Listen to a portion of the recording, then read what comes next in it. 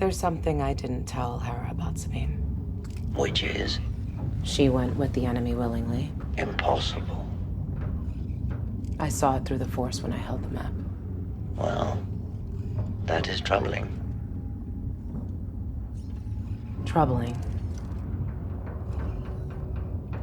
She could have ended this. No Thrawn. No war. And no Ezra.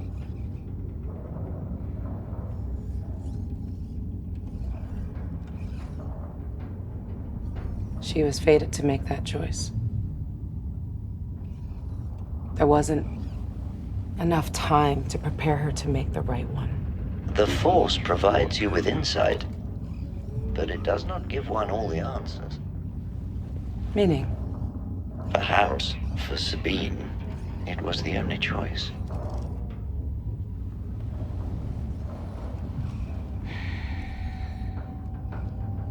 A choice she made for herself. That is your fear. On second thought, tell me one of those stories. Your choice. Very well. A long time ago, in a galaxy far, far away.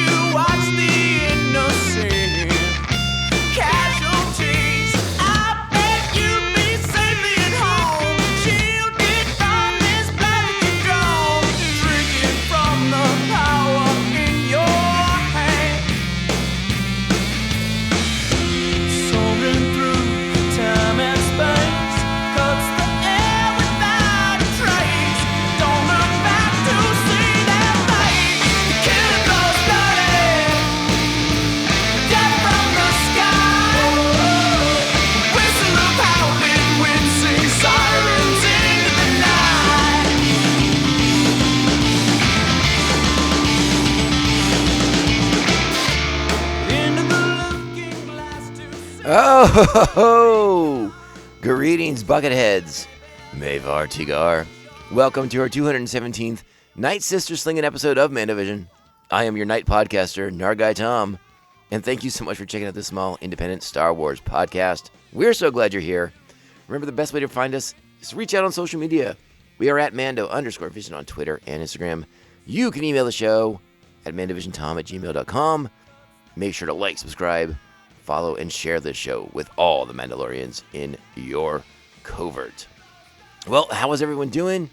It is the day after Part 6 of Ahsoka, and what an episode. This one jam-packed with all kinds of stuff in there, and I'm still sort of processing, assessing, gauging how I feel about some of the reveals, some of the hints, some of the clues to what may be coming next. And yeah, we're going to talk it through. We're going to talk it out loud. And I'm very curious how everyone else in this wonderful listening audience, you fellow members of Buckethead Nation, are sort of processing this. I know there's a couple members like myself who, grew up with those original Thrawn novels from the 90s by Timothy Zahn. And, there is an Heir to the Empire-esque element to what's going on the screen, but it's changed. It's being updated significantly. And again, we're going to talk about it, but how are you feeling about some of those changes, some of those alterations they're making to have the show sort of work in the new continuity, in the new canon? Again, I'm sort of processing it all myself, sort of sussing it out, how I feel, how's it work for me. But, to this episode delivered the goods. The thing we've been promised since the beginning, the live action introduction of Grand Admiral Thrawn on screen. And it, hey, As far as it comes to that, it paid the bills, baby. I was here for it. I was all about it. I was so just psyched to see Thrawn brought to life after, gosh, what is it, 30 years now? It's just it was incredible. And then to close out the episode, we have the live action introduction, something that was teased in the first episode, obviously, and by the general casting announcements that we all heard months and months and months before the show came about. The live action introduction of Ezra Bridger himself, returning, Sabine completing her sort of portion of the quest, but we must ask the question, at what cost? And again, we will talk about a lot of these things as we get into the episode itself. So I think with that being said, it's just time to get into the particulars of the episode as it is. We are talking about Ahsoka, Part 6 of Season 1, hopefully of more seasons to come. This is Far, Far Away. Original air date, September 19th, 2023.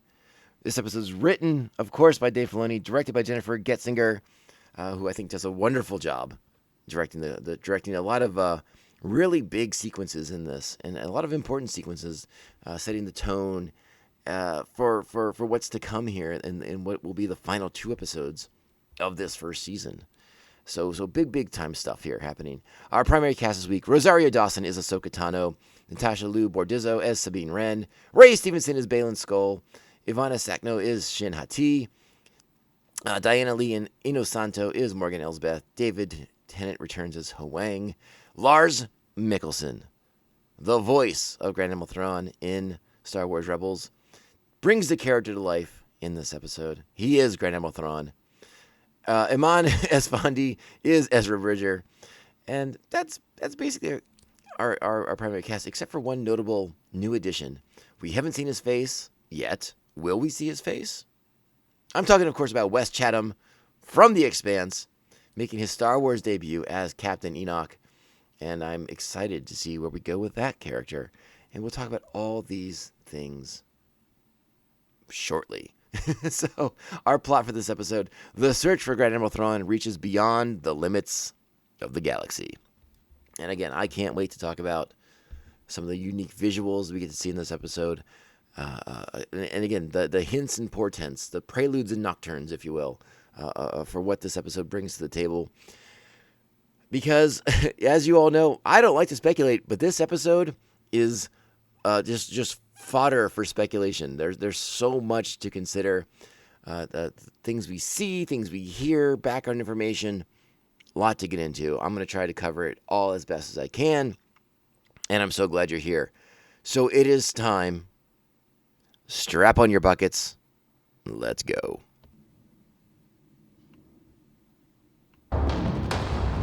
Sabine Wren.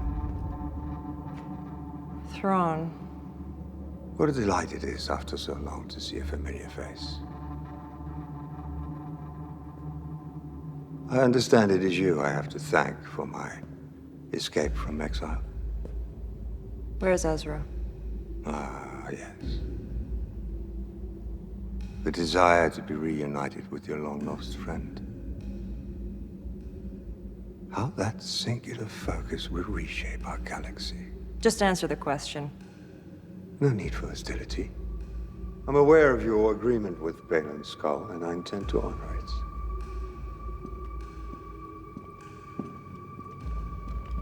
You shall have provisions, a mount, and our latest intel on Bridger's whereabouts.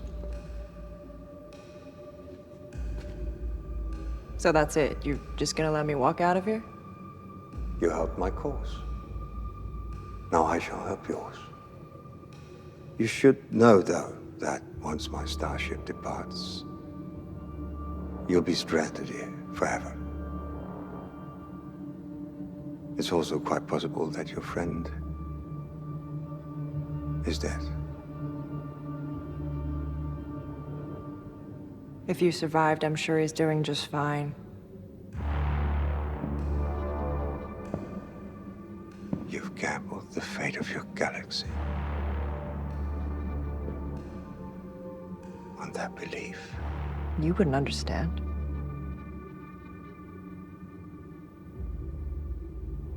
Perhaps not. This week's episode opens with Ahsoka Huang in the mouth of the Purgle, traveling via their organic hyperspace route to hopefully the same destination that Morgan Elsbeth, Baylan Skoll, Sabine Wren, Shin Hati are all headed towards on the Eye of Sion. And this is our only moment with Ahsoka and Huang as Ahsoka sort of weighs the decision that's being made. You know, she held the Force map.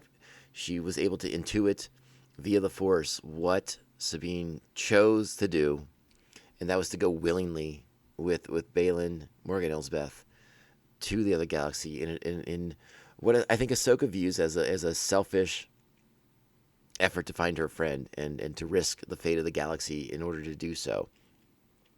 And Ahsoka struggles with that. Huang tries to put in a little bit of context, but it's not quite something that Ahsoka's ready to wrap her head around just yet until I think she has a moment to chat with Sabine about it and sort of take measure of where they are. And it's something that I think Sabine, later in this episode, as she reaches her goal, as she finds Ezra Bridger, again, she's putting off having to wrestle with what she has wrought and what she has possibly unleashed on her home galaxy by her actions. But it's not something she's willing to face just yet either. So our characters, our heroes, are in a bit of a state of denial, in a sense, as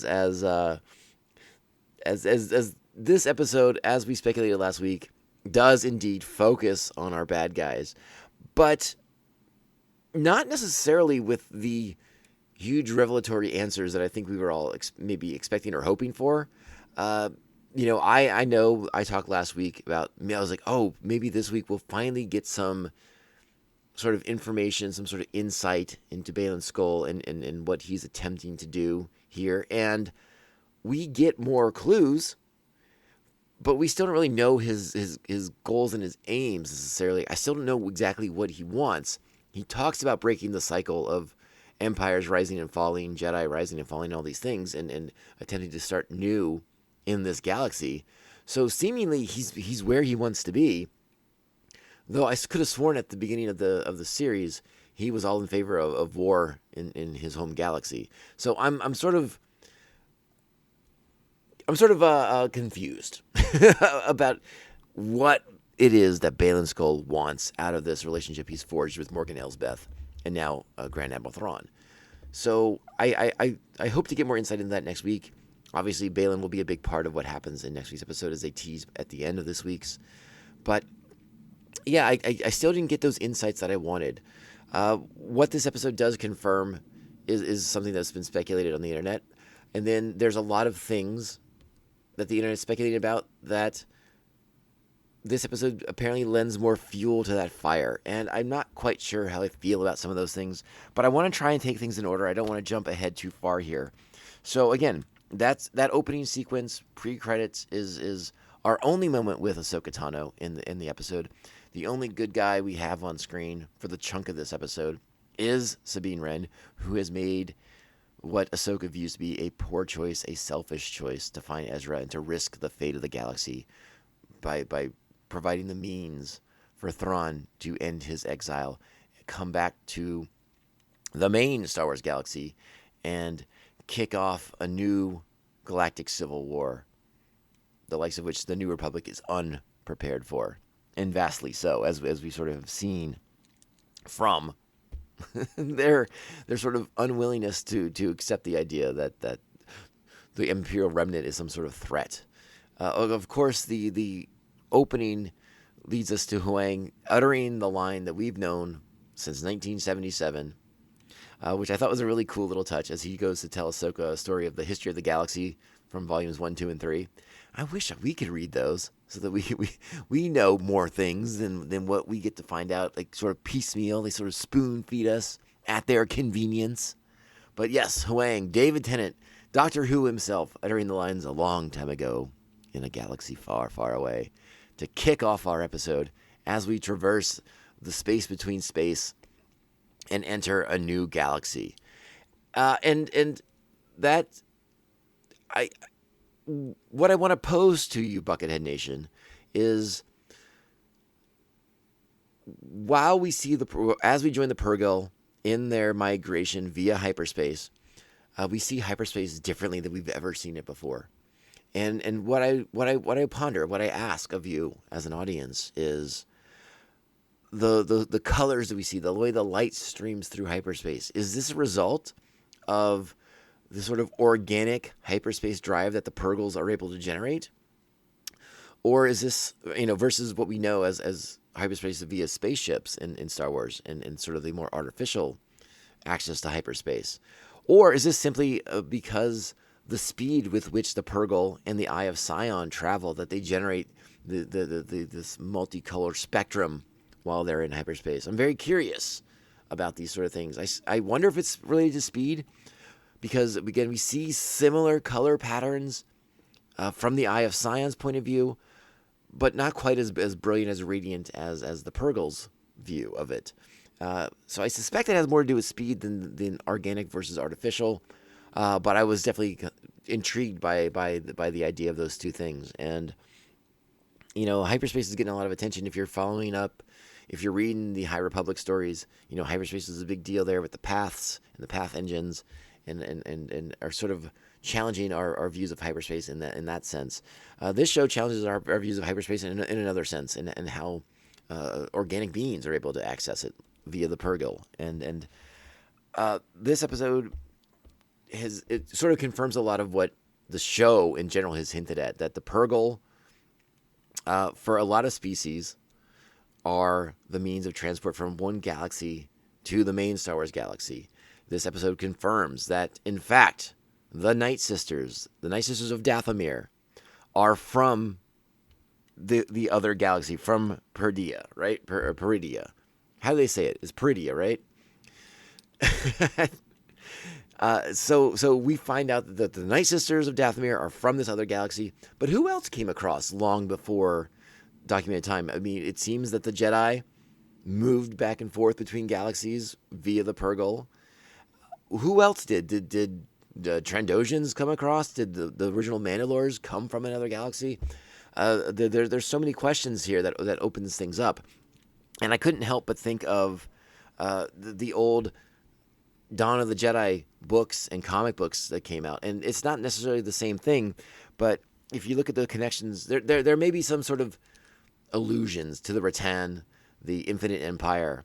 If you know the Dawn of the Jedi series from 75 billion years in the Star Wars past, there is sort of some interesting ideas that are shared between the Rattan and the idea of this Dathomiri witch kingdom that existed in this other galaxy. And we have a lot of questions about this other galaxy. As we arrive in it, finally, we see it for the first time. It's similar in many appearances to our main Star Wars galaxy that we know and love. They don't seem to really break the mold as far as that goes. As when Star Trek goes to another galaxy, it's very, very different.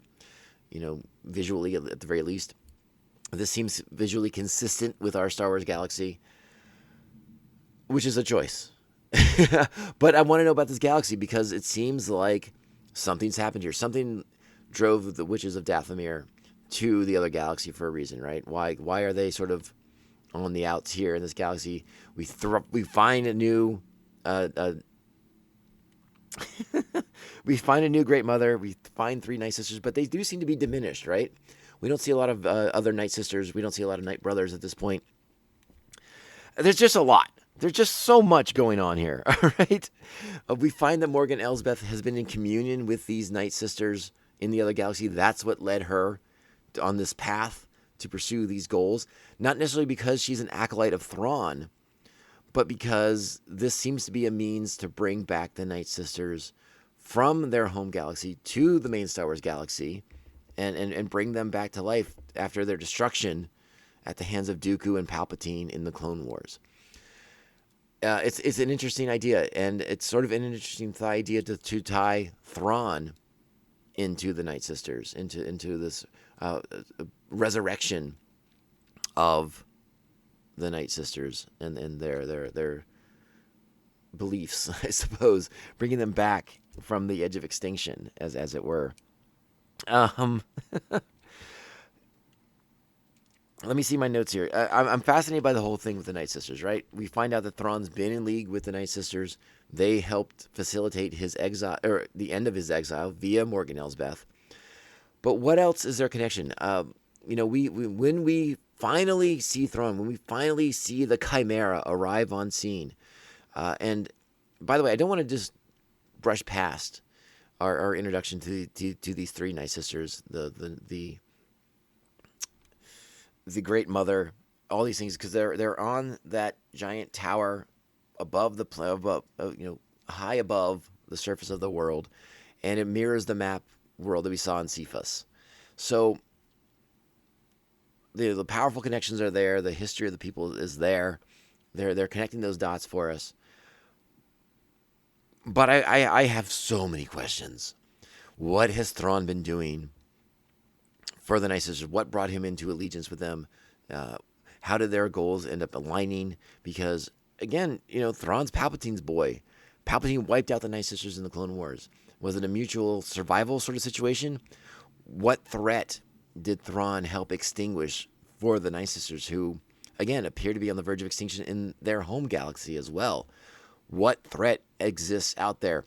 This has led to rampant speculation online that a character from the old canon will return, a powerful force being, force god, if you will, known as Abeloth. I have mixed feelings about this notion.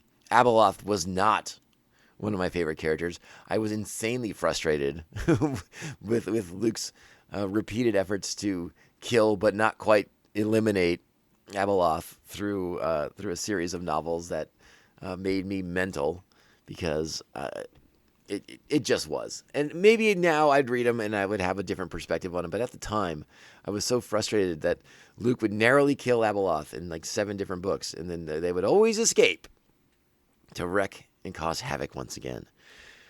But there does appear to be another threat in this galaxy. Has Thrawn handled it, or are they? Has he merely put it into submission long enough for the Night Sisters to make this effort with Morgan Elsbeth, for them all to leave this galaxy and get away?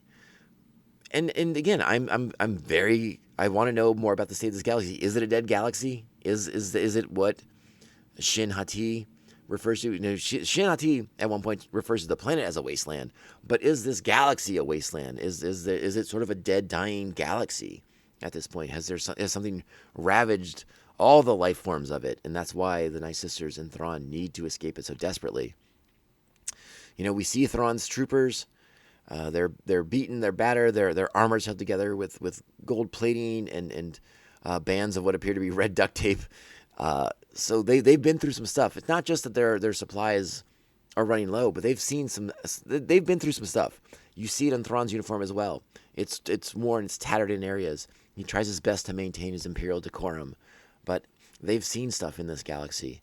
And very, as noted in the subtitles, if you have the subtitles on, the stormtroopers in Thrawn's employ are referred to as Night Troopers. I'm assuming along the lines of the Night Sisters, the Night Brothers. There is some strong connection to the Witches of Dathomir with Thrawn's forces. They are loading up a cargo to take back to their galaxy that appear to be caskets of some sort. If you have played the Star Wars I'm forgetting the name of the game, the Jedi Outcast games. When we go to Dathomir, we see, and we saw it in the animated series, in the Clone Wars, right? The dead Night Sisters and brothers are in those kind of cocoons, those wombs, and they can be reborn by the dark magic of the Night Sisters. We have to ask ourselves the question, is this the army that Thrawn will go back with? An army of zombified Night Sisters and Night Brothers to unleash on the New Republic? And that's one of those things that I'm not quite sure how I feel about. Because in the old canon, in the old original Thrawn books, I loved Thrawn employing the cloning technology to build up the Stormtrooper legions via cloning technology, which I think would be even more resonant now that we've actually had the prequels. We know about the cloning technology and how it works, and the templates and the DNA and how that all goes to be. So I understand why we probably can't do that, but I'm not sure how I feel about Thrawn commanding a legion of zombified Night Sisters and Night Brothers. That's strange to me. Are they controllable? Does he have some sort of sway, or does he need to keep these Night Sisters nearby to control and direct them in the ways he needs to be able to use them? That seems to be the direction in which we're going with that in regards to how Thrawn will refill the ranks of the Empire. It's be via a zombie army. And again, I sort of wrestle with that. I understand why we're doing what we're doing with that, but I just loved him using that cloning technology back in like 1993 when those books came out. Again, it was all new to us. We didn't know about the Clone Wars. We didn't have the prequels yet. So him doing that in those books was awesome. It was like, oh man, we're going to talk about clone stuff? Man, and that's only been teased about. That's only been hinted at. And maybe that's what Filoni's thought is. It's like, well, we've seen the clones. Like, why do we need to go back to clones? Well, why do we need to go back to Night Sisters and Night Brothers? But obviously they have a plan for bringing back the Dathomir Night Witches into the main Star Wars galaxy, and that seemed to be the precedent here. And I guess it's an ally, it's an alliance that does seem to make some sense. You know, for Thrawn to survive in this galaxy, in this exile. Why? And again, we're using Morgan Elsbeth, we're using Night Sisters. We should have known. I guess is what I'm saying, that the Night Sisters were going to be more of a presence in the series. I guess it was hinted at pretty strongly. And again, sometimes my disinterest in speculation leads me to be like, oh yeah, I guess that was fairly obvious. But that's okay. I'm enjoying the show. I liked it when these reveals happen. And that does seem to confirm the notion that Marok was powered by Night Sister magic as well. So he was probably already dead at some point, revived by the Night Sisters. And so when Ahsoka cut him and that Night Sister dust flew out of his body, yeah, that seems to confirm all those theories that existed online. So interesting stuff. Before we leave the topic of the Night Sisters behind, I do want to mention, when you look up I used IMDb to get the names of the Night Sisters as they are portrayed, and they are Actrapa, Clothau, and Laxis, which I assume, based off of, Star Wars is not averse to literary reference, but those three names are also the three sisters of fate in Greek mythology, Atropos, Clotho, and Laxis, and I think at one point they even referred to the thread of destiny.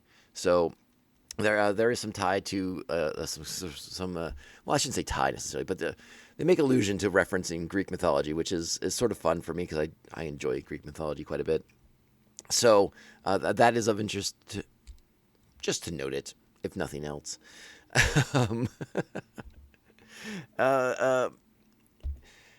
Yeah, and so again, I asked the question: what's going on Peridea, on this planet, in this galaxy? When we catch up with Baylan Skoll later in the episode, I mentioned I'm not quite sure his goals, what he's looking for. But there are some interesting conversations between him and Shin Hati in this episode, where he talks about sort of, longing for missing the Order, but not missing the Order, aspects of it that he wishes still existed, but knowing that he feels that he's been able to step back and see the cycle of light and dark, rising and falling. And he believes that there is something stirring on the planet of Peridea that he can use to help break that cycle. Now, is it the same threat that Thrawn helped the Night Sisters diminish, if not eliminate? What exactly is his goal for this? Is he talks about not trying to seize power for himself, but is he perhaps willing to unleash an even greater danger than Thrawn into the main Star Wars galaxy in order to break what he sees as this continual, unending cycle? I'm intrigued by that. Skoll also makes reference to a Bokan Jedi, right? He calls Ezra Bridger a Bokan Jedi. And I think by extension, he refers to Luke Skywalker as this as well, because he refers to these Jedi as being Jedi who are raised and developed in the wilds of the galaxy, not in the confines of the temple with like the strict adherence to the protocols, the procedures, the ideology, the dogmatic ideology of the Jedi. And I find that very, very interesting. And Shin Hati wonders if she herself is one of these Bokan Jedi. And he flatly says, no, I taught you to be something different. And so, I'm fascinated and intrigued by both Baylan Skoll and Shin Hati. But we're 6 episodes in now, and I don't feel like I'm getting anything out of these characters. And I don't know if that's by design or not. If perhaps Dave Filoni had a plan for these characters and they would flesh it out over the course of 2 or 3 seasons or something along those lines. Obviously, the passing of Ray Stevens changes things dramatically. And, Shin could possibly be a character that moves forward, and we get to find these answers out via Shin in later seasons if that's to be the case. But at this point, I sort of feel that they are a tad underdeveloped. I'm intrigued by them. I'm fascinated by them. I want to know more. But it's just being eked out to us just so painfully slowly that I want more from Baylan Skoll and Shin Hati, and I am just not getting it at this point. But I'm sort of intrigued by the idea that Baylan looks down on Ezra Bridger, that he looks down presumably on Luke Skywalker as well for being these new Jedi, raised in the wilds of the galaxy and not, taught by masters in the confines of the temple. So it would be interesting to see Baylan go up against these Bokan Jedi that he looks down on. And Bokan is, you probably have heard us talk about that word before. In samurai culture, it is a wooden sword. We see Sabine Wren using a wooden sword in that, I think it's in episode 2 when she's training with Huang and Ahsoka. So a Bokan it's an interesting choice of words at the very, very least. So just of note. And then, we would be remiss if we didn't talk about Sabine herself. And again, as Ahsoka believes, she's made this selfish choice. She's risked the fate of the galaxy to reunite with her friend, with Ezra Bridger. And, she's concerned that Baylan Skoll's not going to live up to his bargain that he made with her on Cephas. And to an extent, he does, but it's really Thrawn who puts it into play, who allows the deal to move forward and allows Sabine to leave the Night Sister Temple and go out onto the planet of Peridea and search for Ezra Bridger with a howler. What appeared to be a howler from the Jedi Knight game back in the day, possibly transported to that galaxy from the main Star Wars galaxy. I believe in that game they were from Yavin 4. A little bit more reptile-y looking, but maybe they've evolved over the years if they were to keep that origin in place. Or perhaps it is more native to Peridea and they just sort of incorporated a similar look to the Howlers for the show. I'm not quite sure on that just yet. Maybe we'll get some more information on that down the road. That would be interesting to find out. But yeah, Sabine, not like super concerned about the fate of the galaxy, just more interested in finding Ezra, reuniting with Ezra, and going out there and just being with her friend. It doesn't feel at this point like Sabine has a plan past finding Ezra, right? Willing to risk it all at this point. Now, perhaps she simply believes that Ahsoka will find a way to get there, and then together they would all stop Thrawn from returning. That remains to be seen. That remains to be seen at this point. But we do get Sabine out in the wilds of this planet. We're warned about nomads that will attack her, and she is attacked by nomads. They're costumed very differently than what we've seen in the past, but to my ears, they made very similar noises to that of the Tusken Raiders, obviously on Tatooine. Is there a connection there? Do the Tuskens have some connection to this other galaxy or to Peridea? Again, there's questions to be asked and answered, or at the very least asked and ignored. We'll see what Star Wars decides to do with it. I'm intrigued if we'll find out more about these nomads now that Baylan Skoll and Shin Hati seem to have at least a temporary alliance with them to hunt down Sabine Wren, who killed many members of their group.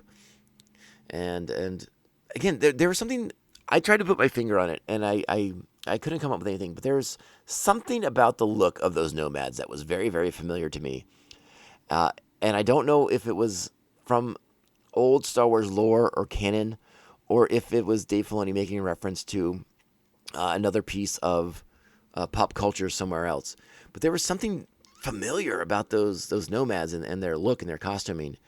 So if any members of Buckethead Nation have any ideas, if it rung a bell, or if you just outright know, hit me up and let me know. Help me fill in those blanks. I would love to figure that out. So eventually, it is sort of fun to watch Sabine sort of chastising her Howler after he runs off during that battle with the nomads, and the Howler's sort of efforts to make good with Sabine. I guess they bonded quickly. Maybe Howlers are a quick bonding species. Not quite sure entirely. But eventually the Howler will lead Sabine to an area that is full of these a new species, probably native to Peridea, but perhaps not. By the way, did I mention that when we first get to Peridea that it's a Purgle graveyard around the entire planet? That ring around the planet is dead Purgle? That's interesting. That's very, very interesting. And so are these Purgle that Ahsoka and Huang on, are they going there to die? That's sad and tragic. I sure hope not. Or are they just going to go, and is it just part of their migratory patterns and they go by to pay their respects and then move on somewhere else? Maybe we'll get more Purgle questions answered. Maybe we won't. To TBD on that one. But anyways, let's go back to Sabine meeting these kind of like rock turtle people. I don't think their species was given a name just yet, but if that gets updated, I will correct us on the next episode. But they're kind of fun. They're kind of a fun little, cute little people, and Sabine's able to communicate with them, specifically once they see the crest on her shoulder, the emblem of the rebellion, because they all have it.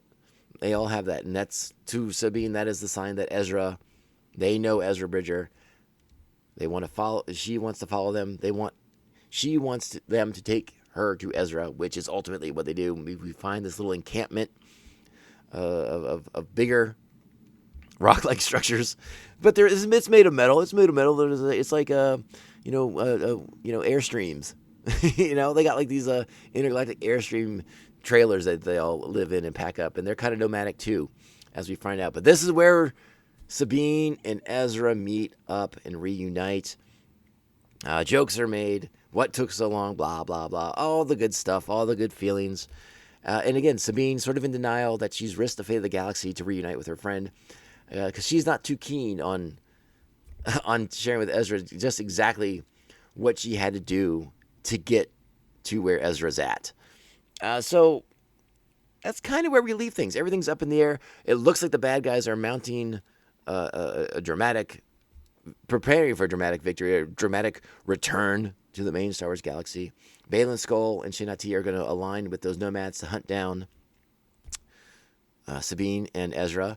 And as Thrawn says, both these parties are expendable. So having them out in the wild means nothing to his plans. Whether Shin and Baylan are successful and return in time to depart, he's got no time for Jedi. He doesn't care. So if they get left behind, they get left behind. It makes no never mind to Admiral Thrawn. He's got bigger fish to fry in the main Star Wars galaxy as he loads up the Chimera with, again, what we presume to be the bodies of many Night Sisters and Night Brothers to replenish the Imperial ranks and be led by him in conquest against the New Republic.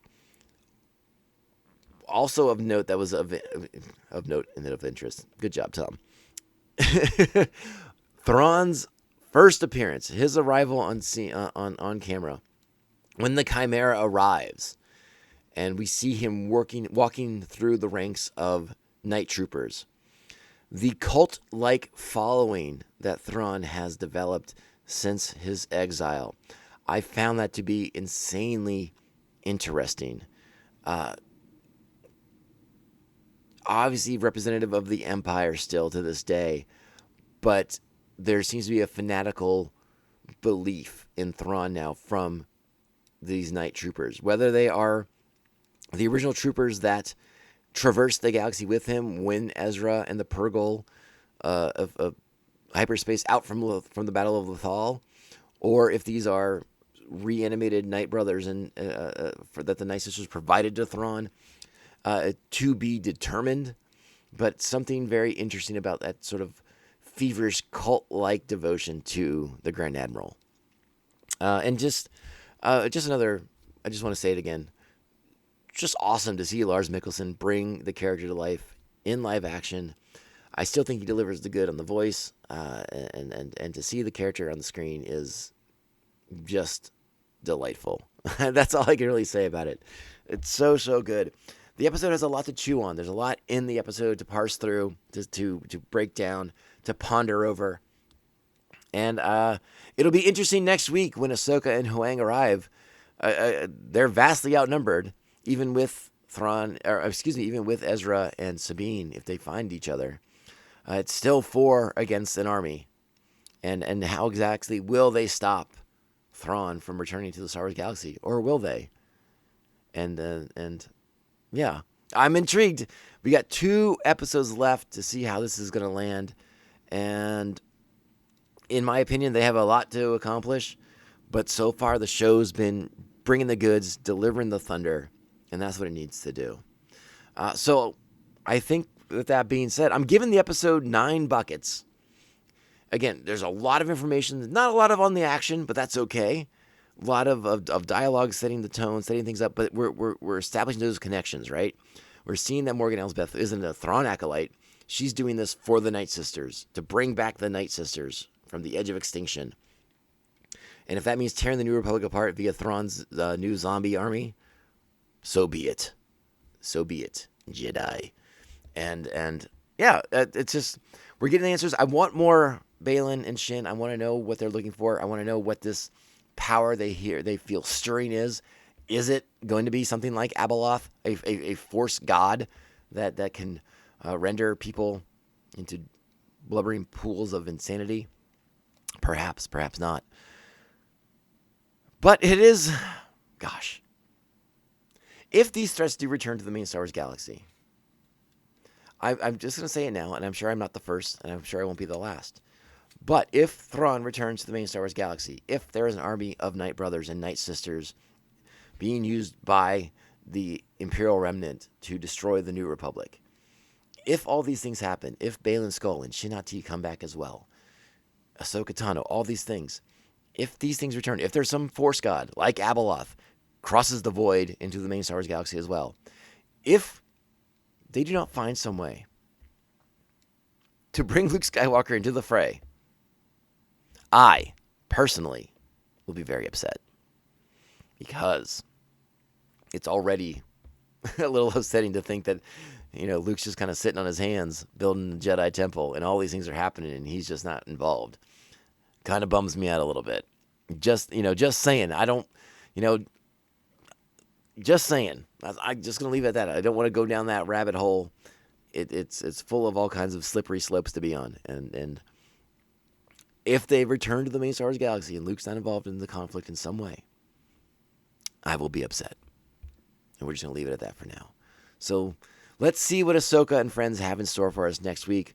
Again, 2 episodes left.